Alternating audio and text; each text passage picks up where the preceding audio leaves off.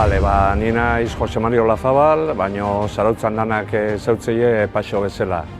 Neska talde txiki bat hasi izan paletan jolasten, orain dela 4 urte. Bazekagun txapelketa bat, ose organizatzia. Haietako batzuk, Zarautz Kirol Elkartean urtebete leheno entrenatzen hasi zian, eta justu orain dela 3 urte nik hartu nuen ardura hori, eta ibiltzekea neska talde bat, 25-30 tarteko talde bat, 3 multzotan eginda entrenatzen hastian behin.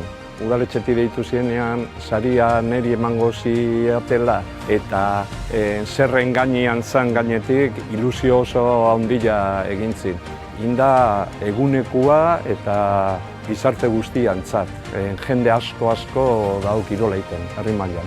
Gaur egunean gure kirola da, Euskal Herriko kirola da, padela, tenisa eta hori danak eramateia, baina emakumeak mundu hontan ikusteare oso polita da.